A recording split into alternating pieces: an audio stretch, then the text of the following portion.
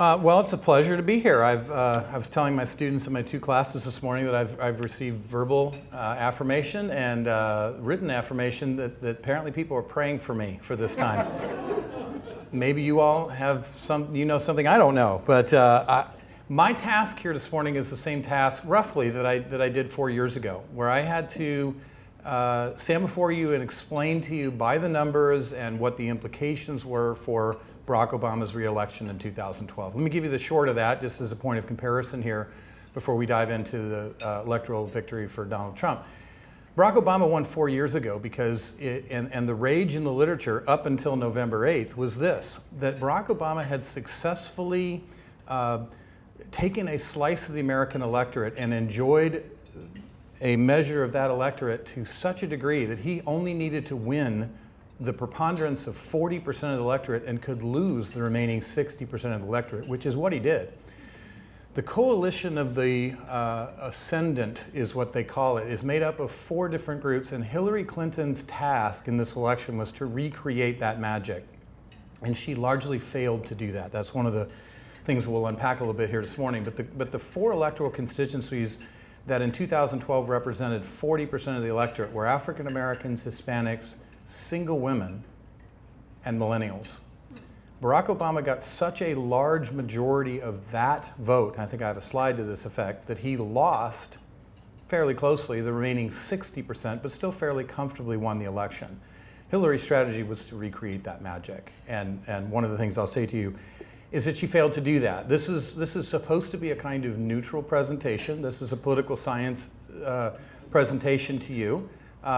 And I have done my level best to go through the data with a fair look and a fair mind on this, and I have immersed myself over the last month listening to the electoral experts because, of course, hindsight is better than 20/20, isn't it? And so I've been listening to people on both sides of the aisle, and I've been paying particular attention to that which I'm hearing Democrats say in the aftermath of their electoral defeat, because we really find out what these people think and what they know after the election, because, of course, it's a lot of bluster, and of course, Hillary Clinton was going to be our next president until she lost, and then you hear from me that, of course, she was never going to be the president because she was a flawed candidate. So it is interesting to sort of hear from people on the side of the aisle that lose, and particularly as they express agreement with Republican experts on these issues. So that's really what I'm trying to speak to this morning in this regard. The first thing to note about this election, and Rick has really kind of preempted this. Do I need this? Is this just for recording purposes? I need this? I do need this. Is the fact that we just lived through a historical election. In fact, in our lifetimes, some of us have experienced 3 of these, and some of us have only experienced 2. But this is probably going to be an election that people will look back to 100 years from now and say, boy, the 3 big surprise elections were 1948, 1980, and 2016. The famous picture of Harry Truman holding up a sign, or a newspaper, was it Chicago Tribune? Yeah, a Chicago paper. So certain was Thomas Dewey's electoral victory that they started printing papers before it, and this is a classic picture. To a certain extent, that was true in 1980. Although you hear now behind the scenes a political poster named Pat Caddell had the bad fortune of having to go into the Oval Office the weekend before the election in 1980 and informing then President Carter of his imminent electoral demise, and it was going to be a landslide. It was a surprise to the rest of us, but it wasn't a particular surprise to President Carter. Well, look, in the aftermath of this election, it is certainly the case that there was some stunned faces in New York at the Javits Center that night. It was expected that Hillary Clinton would win that election. If Hillary Clinton had emerged from that night as the electoral victor, she could have had an average, in fact, a below average evening and still won that election because of the electoral advantages that Democrats enjoy nationally here. So it took an amazing historic election for Donald Trump to emerge as the victor. And I'd like to unpack a little bit of that for you tonight. One of the historic things about these historic elections is the epic failure of the polling industry. I was particularly interested in watching these people in the morning after do their mea culpas because they were breathtakingly wrong. In some sense, though, this election represented a kind of vindication for some of us who were honest with the numbers and one didn't have to be a supporter of Donald Trump or Hillary Clinton to sort of say and be honest that electorally the advantage was with Hillary Clinton preponderously. She had a electoral vote lead that was seemingly insurmountable, and it would take an historic election for Donald Trump to overturn that, and it turned out to be the case.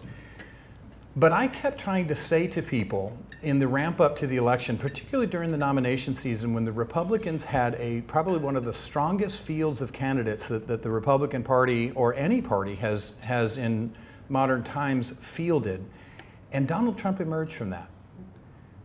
I said to people back then, we need to pay attention. One doesn't have to be a Donald Trump supporter. One could find what he said to be problematic and inflammatory or whatever terms you want to add to it.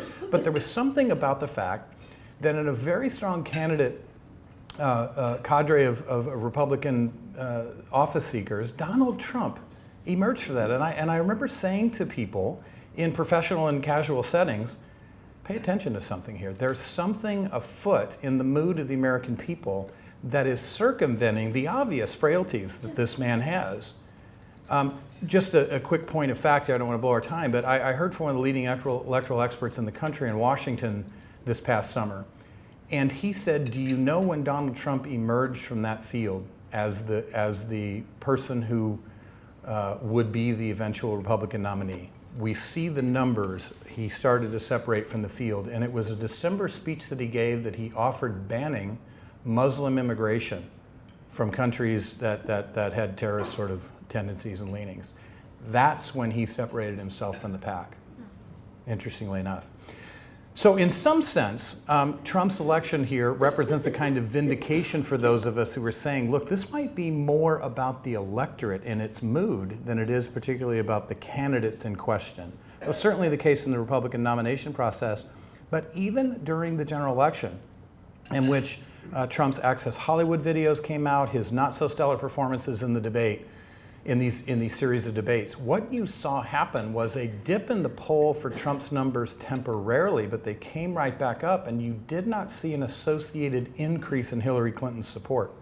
That's what the electoral experts are saying now. In hindsight, what they learned is that the support for Trump and the reasons people ended up supporting Trump circumvented all of his obvious frailties.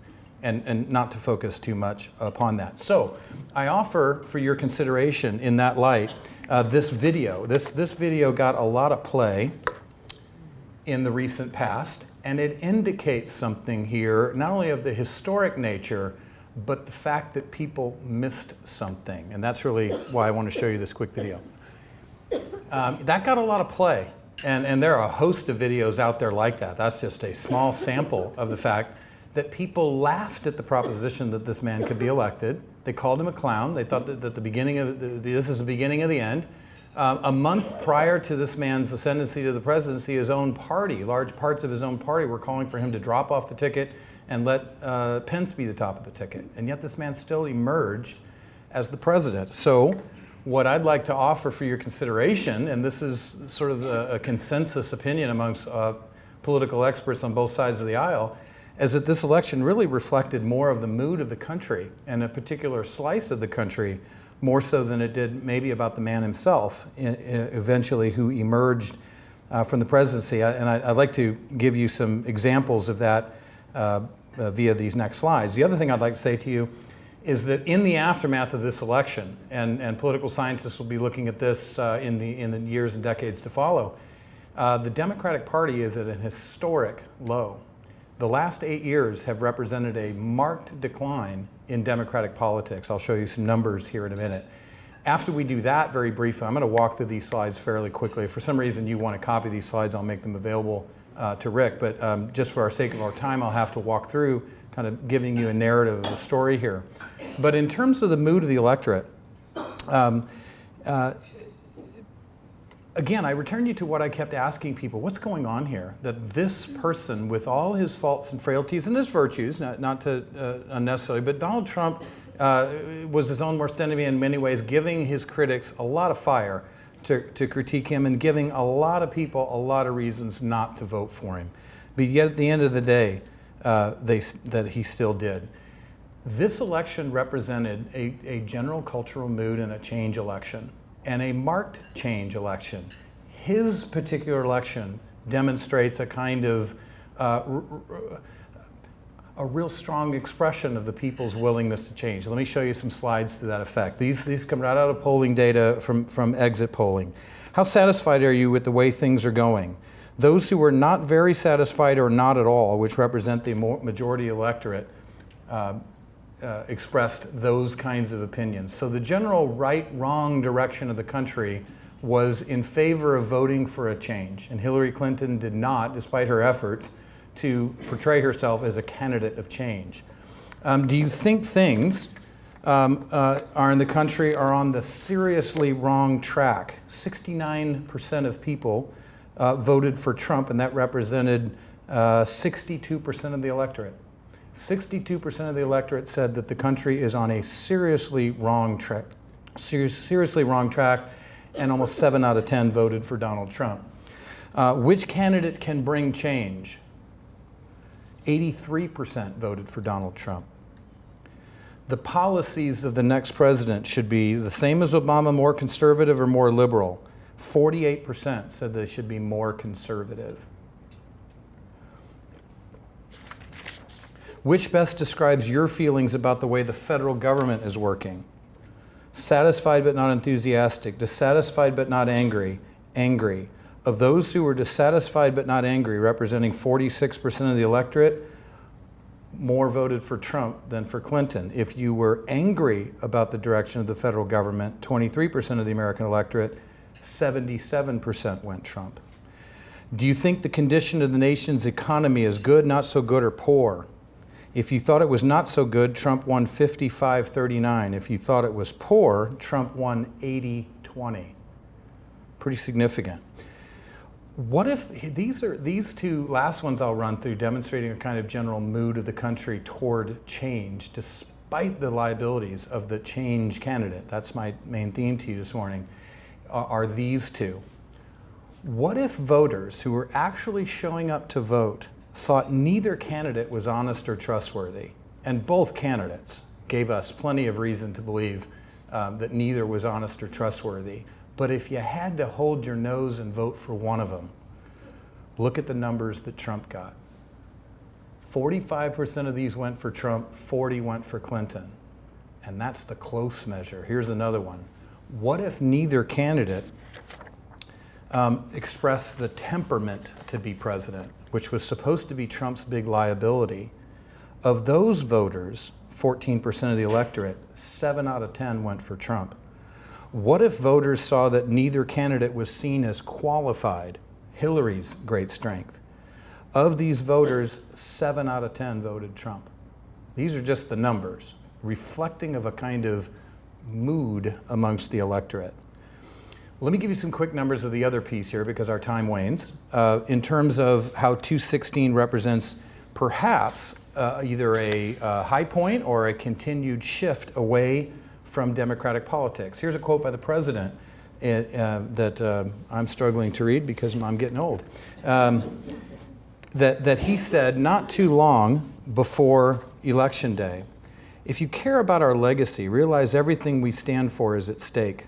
All the progress we've made is at stake in this election. My name may not be on the ballot, but our progress is on the ballot. And there's one candidate who will advance these things, and there's another, Donald Trump, whose defining principle, the central theme of his candidacy, is opposition to all that we've done." And the voters rejected that. Barack Obama was also on record in North Carolina saying to the African American community, "I will consider it a personal insult if you don't show up in sufficient numbers to put Hillary on top here in North Carolina." And that was one of her great frailties in North Carolina.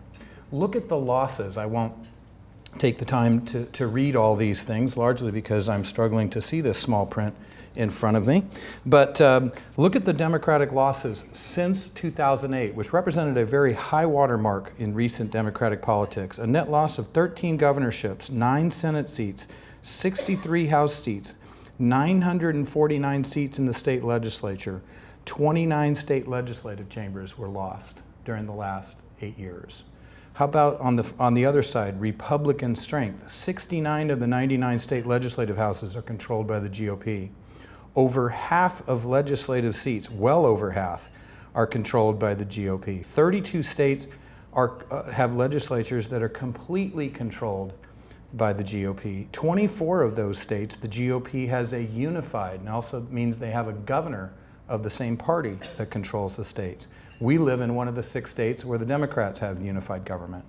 34 GOP governors versus 16 now Democratic governors. Here's the most interesting statistic. Of the remaining members of the Democratic caucus in the House of Representatives, 1/3 of those seats are held in those 3 states, California, Massachusetts, and New York, which represents a real indication of perhaps why the Democratic Party is suffering as it is. And the Democrats are saying, I heard a major Democratic consultant on a show last night say we are in a deep hole and we've got a long way to dig out. All right, by the numbers then, how did Donald Trump win this victory? Well, take a quick look at Barack Obama's electoral victory in 2012. A lot of red still out there, but you'll notice, whoa, it doesn't do it. It didn't go. Did it shine up there? I guess lasers don't work on TV screens. You'll notice the flip here. Between 2012 and 2016 is in the Rust Belt. And those are the states I want to briefly mention today. Donald Trump won the presidency because he won Ohio, Pennsylvania, Michigan, and Wisconsin. Those were the shockers. Not so much Ohio, but Pennsylvania hasn't gone Republican, Wisconsin hasn't gone Republican, and Michigan hasn't gone Republican since the Reagan era. So significant shifts in electoral votes here. This particular graphic illustrates something about the nature of the electorate as we see it today. This represents by county how the election came out. One of the great critiques that Democrats are representing, I have seen Democrat after Democrat say we have lost our moorings. We have become a party of rich elites that populate the coast in this country, and we have lost our bread and butter, the middle class of this country. And this graphic illustrates the fact that they're largely correct in that assertion. There is a massive rural-urban divide that is growing greater. For example, in Pennsylvania, Trump beat Clinton 3-1 in rural votes in Pennsylvania. And that was enough for him to circumvent the massive Democratic vote in places like Philadelphia and Pittsburgh. In terms of the vote between 2012 and 2016 by race, oh man, these are small little things here. The key numbers that you're going to see on this slide is that you're seeing the electorate continue to be less white. It was 72% white in 2012. It was only 70%. And Trump actually got less of the white vote than Mitt Romney got. But Secretary Clinton, as you might notice, got less of the minority vote. The minority vote turnout in 2016 went back to 2004 levels. So despite the president's and the first ladies and others' efforts, minority votes did not turn out for Hillary Clinton. So here's the keys to the election. This is what 4 years from now I will summarize and say, do you remember when we talked about this? This was the keys to Donald Trump's victory. Hillary Clinton failed to reconstitute the winning Obama coalition of this coalition of the ascendant. Hillary Clinton underperformed massively with minorities and women. Donald Trump overperformed with white working class voters, and he actually overperformed amongst minority voters as well. Would it surprise you to know that Donald Trump received more minority votes in terms of Hispanics and African Americans than Mitt Romney got? Hillary Clinton got a smaller piece of a smaller pie. She got 88% of the African American vote, but it represented a smaller piece of the electorate. Of course, Barack Obama was up in the mid to upper 90s with the African American vote, and a larger piece of it to the American electorate as a result. Barack Obama's electoral victory in 2012 looked like this. These are the 4 major groups that Barack Obama won over Mitt Romney in 2014. This is a slide that I showed to our gathering in 2012. This is why Barack Obama won that election, and Hillary was seeking to reinstantiate those numbers. By those same numbers, here's the point of comparison, and you can quickly see that Hillary failed And in close elections, points or two are everything. So don't be unimpressed with a point or two here, margins at the error. But you can see that Hillary underperformed what Barack Obama did in almost every category except Hispanics. She did slightly better with Hispanics, but not good enough to win places like Florida. She did extremely well with Hispanics in Nevada and circumvented a probable Trump victory in Nevada. I know we're going through these slides quick, but time is our master, isn't it? Voting by gender and marital status I thought might be interesting to you. The gender gap still exists between men and women in terms of how they generally vote. Men generally vote more Republican by the numbers you see there, and women generally vote more Democrat. Now, Hillary was hoping that that gender gap would be a lot more. The gender gap that exists between Hillary and Donald Trump, 54-42, is almost all reflected in minority women vote, because if you look at married women, Hillary Clinton won them 49-47. Oh, and the next one's by race. So you can see the breakout in terms of how married men and married women vote, but I think this is the one that is the Clinton camp. When they're looking at the numbers, they're looking at this one particularly. Women by race. You would think that the first woman president would increase this gender gap, but Donald Trump won white women 53-43, to the point where Slate magazine offered a post-election analysis and said that Donald Trump won the presidency because white women were misogynistic and voted for Donald Trump doing the bidding of their husbands and fathers. Vote by education. Notice the flip here between the lower and higher levels of education. Democrats used to get the lower educated on higher frequencies. That's been slipping away. Mrs. Clinton saw it slip away even more than what Barack Obama experienced. She won the college vote. Education by race isn't interesting. Blue collar white voters are huge here. Look at those numbers. In 2012, Barack Obama won 38% of them, and he got defeated by Romney by 53%. Well, that's not good, but Hillary did markedly worse. Those people, what I have here, non-white or white non-college grads, swung the election. They represented over 40% of the electorate in Michigan, Ohio, Pennsylvania, and Wisconsin. That's why Hillary lost the election. Here's another interesting statistic. Vote by most important issue. You see how it came out. Ironically, if you thought the economy was the most important issue, they favored Clinton by 10 points over Trump, ironically. And then lastly, to segue now to what Rick wants us to do, and happy to talk about anything that we blew by here particularly quickly, is the evangelical and the religious vote, the Catholic vote. Surprisingly, the Catholic vote went for Trump. All the pundits were saying that the Catholic vote, particularly given Tim Kaine's vice presidency, would go to Hillary Clinton. But Trump won Roman Catholics. What's the percentage here? 52-45. Wow.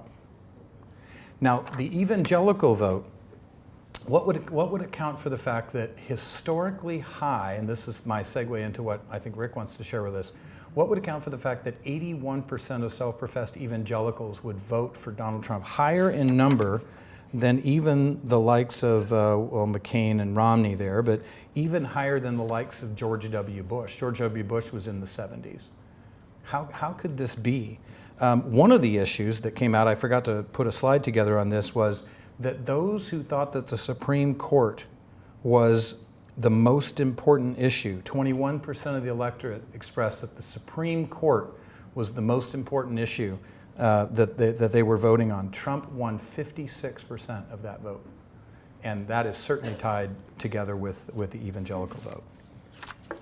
Okay, so with that sort of said, amongst the sort of by the numbers, Rick, do you want to take it from here, and then we will do whatever you would like us to do. with any election, there's the political side and what you might call the personal side, or the relational side, the people side. How do people feel about this? And for some strange cosmic reason, I was appointed to speak at the After Dark Chapel on the Wednesday after the Tuesday. So I stood up to speak, and the first thing I said is that, look, this is an informal poll, number one. Number two, you don't have to participate in it, but I would like to ask a question. How many of you who are sitting here tonight, there's probably 900 to 1,000 people there at After Dark Chapel, Biola students only. Raise your hand if you are mourning, grieving, or sad about what happened yesterday.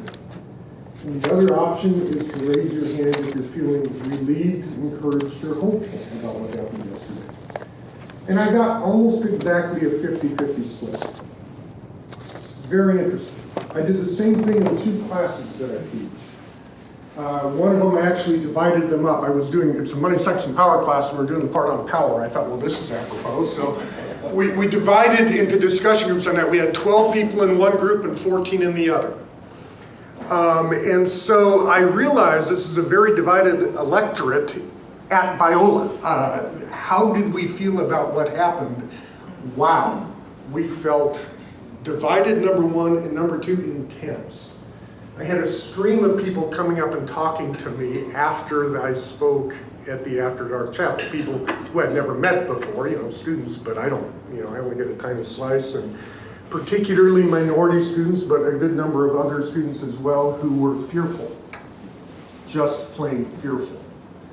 Others were appalled that their evangelical brothers or sisters would care so little about them as to vote the way that they voted. And I realized that this is, without question, I'm over 21. I've had my share of presidential elections by now. There is no question, this is the most polarized I have felt the post-election controversies or conversations in the time that I've been alive. I have been amazed at how intensely people feel about this. And so the question obviously comes, how do we then live? What do we do with this? Tim Muehlhoff and I are just finishing up a book called Winsome Persuasion, Christian Influence in a Post-Christian World. And it's really a book that's written about this issue. What kind of public voice do we raise? It isn't a political book. It isn't, it deals with politics, but it isn't primarily that. It's simply, how do we communicate? How do we talk about these things? And now I ask that same question, how do we talk about this with each other? So let me just give you a couple of thoughts that came out of the top of my head. I reworded this after I put it up. At first I had recommendations for what I thought we should do, and I said what we should not do and what we ought to do. And I thought, cancel the we, Rick. Just say, here's what I won't say, and here's what I will say. Because we're a divided batch of folks. And so the first thing I will do is I will not assume that others at my table share my opinion. I know better. I mean, look around this table. If you've got more than 6 people there, you have more than one person sitting at the table in all statistical likelihood who disagrees with you strongly regarding this election. At Biola. I mean, crazy but true. Yeah, and you can start pointing fingers and guessing who these people are. But we get very ignorant of that. And we talk as if everyone must obviously see things our way. And what usually happens is whoever speaks first wins the table, and all the others who sit there quietly nod their heads and sort of look the other way and kind of half participate in the conversation, quietly excluding them from a sense of being one of us, roughly speaking. So let me encourage you in this particular time, and I am encouraging myself in this regard, to be doubly cautious about assuming that others who sit with me share my opinion on the outcome of this election. Second thing I'd say is be really, really careful about saying we won. I have 2 reasons for this. Number one is it wasn't much of a win, and number 2, it wasn't much of a we. Regarding not much of a win, obviously this is an electoral vote victory for Donald Trump, but it was not a popular vote victory for Donald Trump. In fact, at this point, is this going to be a record for percentage of popular vote won but still losing the election?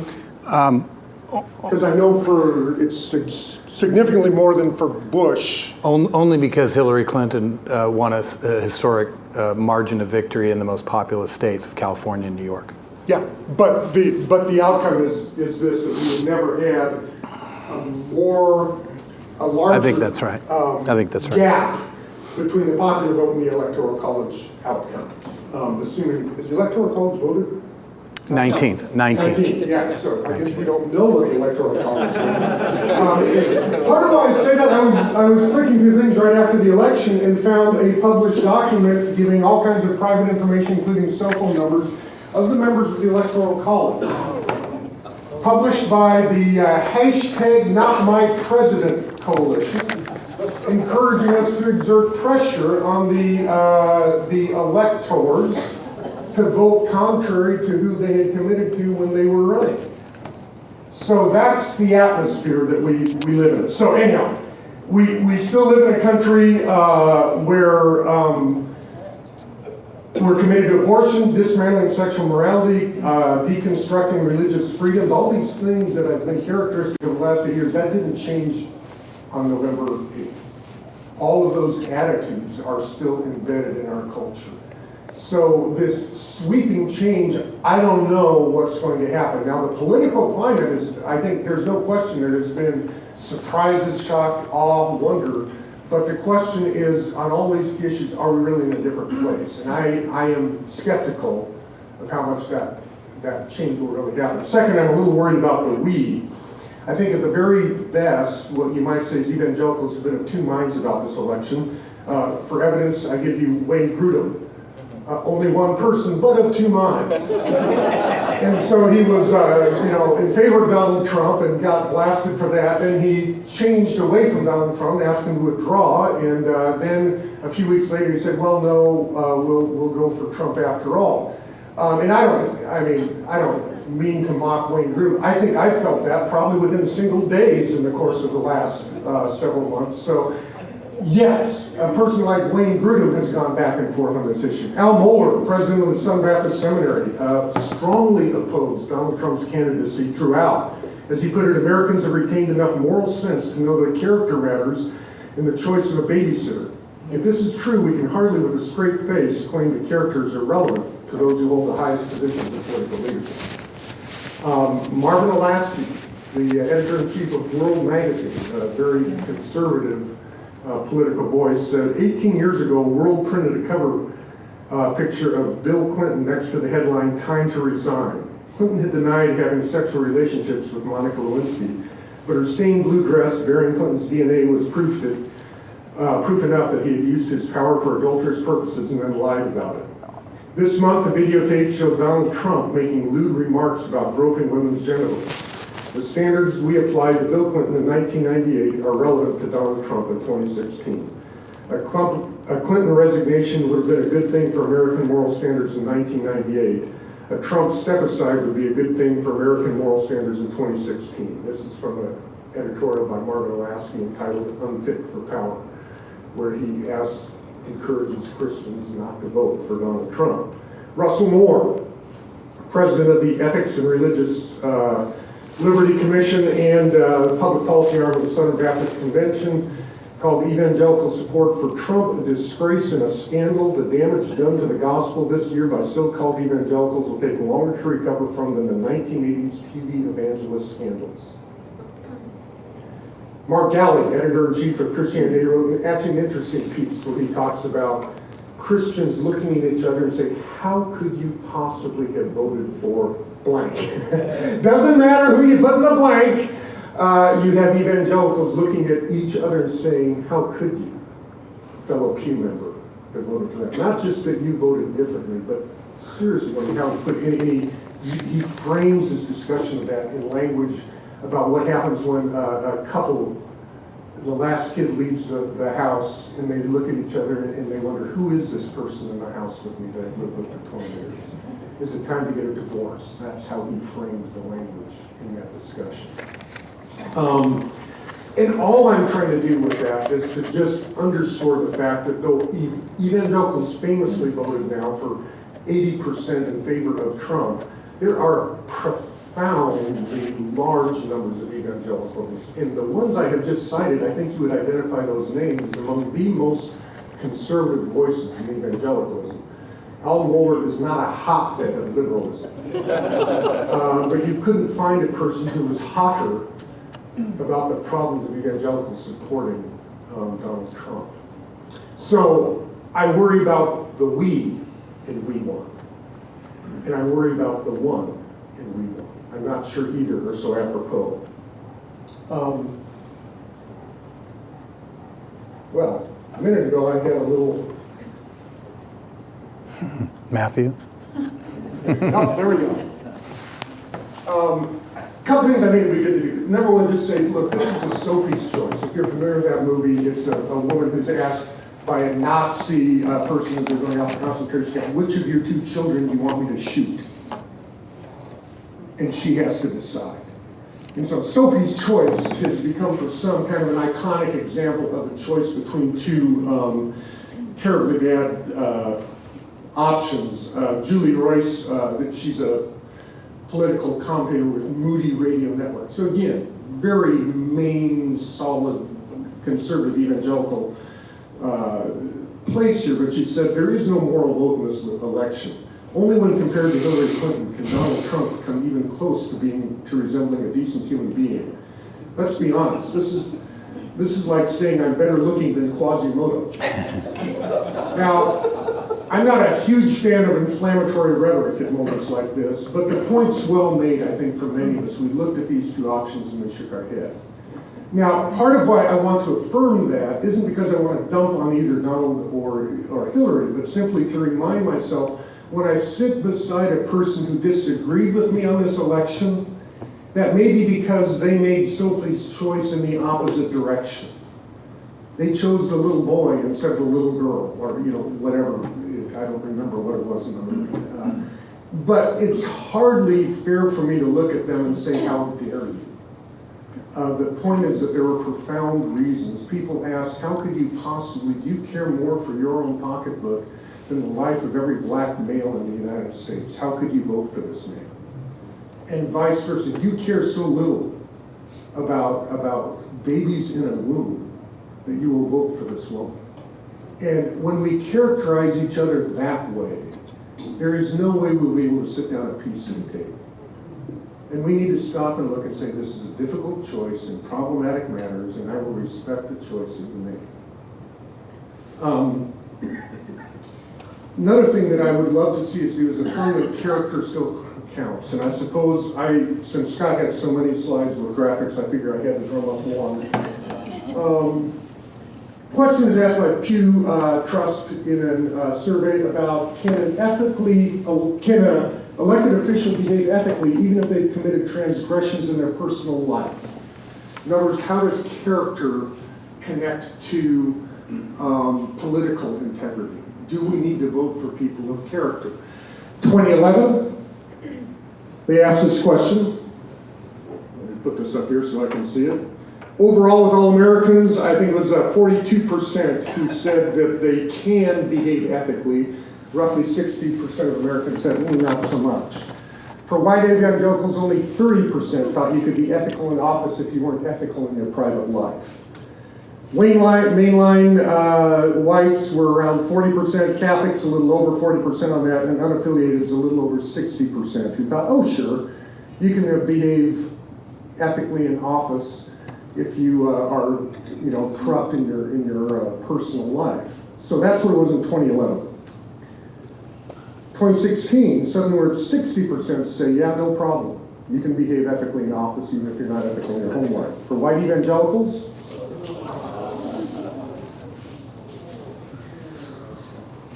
I just about gave up my card when I saw that number.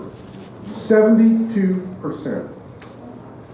Mainline, 60%. Catholics. Interestingly enough, the unaffiliated actually went down on this number. Let me give you the magnitude of change. For all Americans, there was about an 18% increase in those who thought, yeah, you don't have to have personal integrity to be having integrity in office. For the mainline, a little over 20%. Catholics, around 15%. The unaffiliated went down 3%. White evangelicals about 42%. So what will I do? Well, I would like to say that character still counts. And I would also like to say, we need to develop convictions about some of these matters. This is not a thing about who did you vote for. This was a measure of when did you wake up and decide that character doesn't count? Was it because the character's name was Trump rather than Clinton?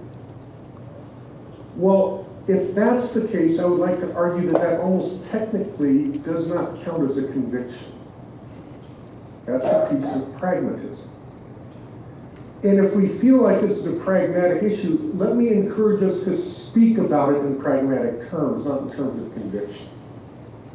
To just say, hey, you know what? Politics is a mess and you have messy people. It's not a place for us to apply to convictions. I get that. But I don't get saying this is a matter of conviction and then all of a sudden changing by 42% on that issue. I'm disappointed, profoundly disappointed on that. Another thing that I will do, I'm not recommending this, I'm not saying this is the biblical position. What I will do, I am distancing myself increasingly from my two political dealings. I am not convinced that either party really cares at all about the core concerns of the gospel. I'm not sure that either candidate represented those values. And I feel like we have been tightly in bed with our existing political structure for many, many years, particularly one side of it. And I am not sure that anything has happened to earn our allegiance in that regard.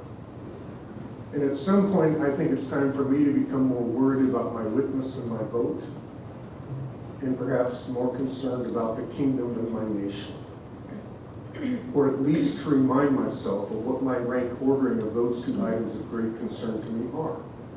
Because sometimes you do have to choose. And I'm worried that we don't think about that reflectively. We tacitly just kind of click off on things and accept the status quo that perhaps is a status quo that we should just refuse to accept. Biola University prepares Christians to think biblically about everything, from science to business to education and the arts. Learn more at biola.edu.